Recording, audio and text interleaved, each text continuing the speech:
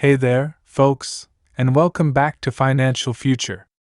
Today, I've got some updates for you on Social Security cost of living adjustments.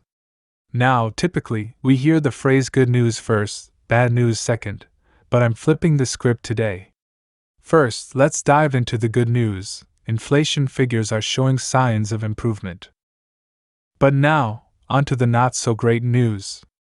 If you're depending on Social Security, you might not be too thrilled. In 2023, we saw a whopping increase of 8.7%, but in 2024, that dropped dramatically to just 3.4%. And unfortunately, it looks like we're in for another hit in 2025. I'll break down what that means for you in this video. Let's start by recapping the past few years of cost of living adjustments. Back in 2022, there was a 5.9% increase, which was pretty substantial. Then, in 2023, we experienced the largest COLA in about 40 years, a significant jump. However, 2024 saw a sharp decline, with only a 3.2% increase. So, what does this mean for 2025? Well, we're still waiting on the data, but speculation isn't looking too optimistic. Now, let's talk about how these adjustments are calculated.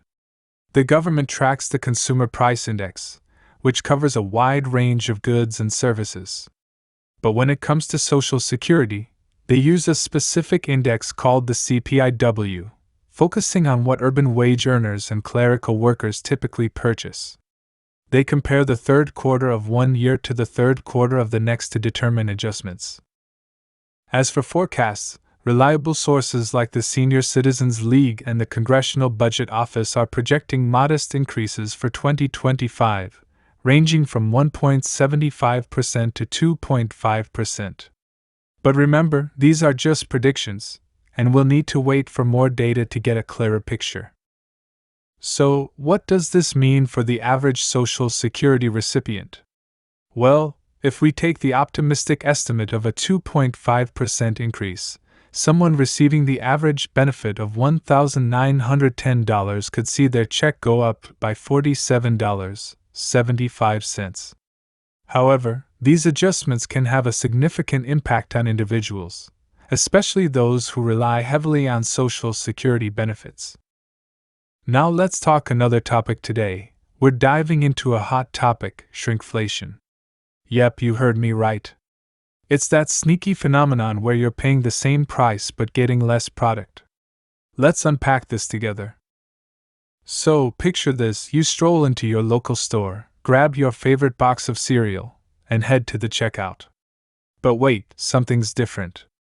The box looks the same, the price tag is unchanged, but when you glance at the weight, it's less than before. Sound familiar? That's shrinkflation in action.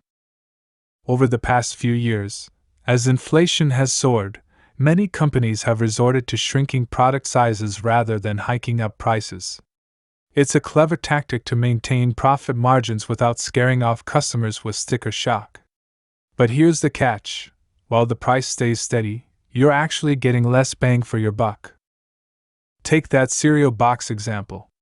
Maybe a few years back, it was 16.1 ounces for $3.59. Fast forward to today, and it's 15.4 ounces for $4.10. Sure, the price tag hasn't budged, but when you do the math, you're paying more per ounce. Now, why does this matter? Well, for starters, it's kinda deceptive, right? Most of us don't scrutinize the fine print on product sizes. We just grab and go.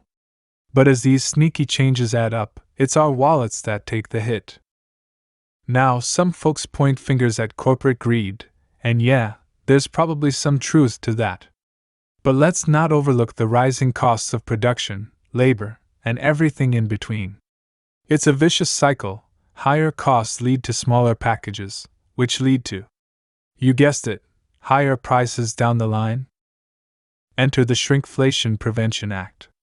It's a proposed solution to rein in this slippery slope of shrinking products. But here's the thing, there's no easy fix. Whether it's smaller sizes or higher prices, someone's gotta foot the bill. So, while it's great to see lawmakers tackling the issue, let's not kid ourselves. There's no silver bullet here. Inflation isn't going away overnight, and neither is shrinkflation. But hey, knowledge is power, right? Now that you're in the loop, keep an eye out next time you hit the grocery store. And hey, if you found this video helpful, do me a solid and hit that subscribe button below. Sharing is caring, folks. Thanks for tuning in, and until next time, stay savvy, stay informed, and as always, here's to your financial future. Catch you later.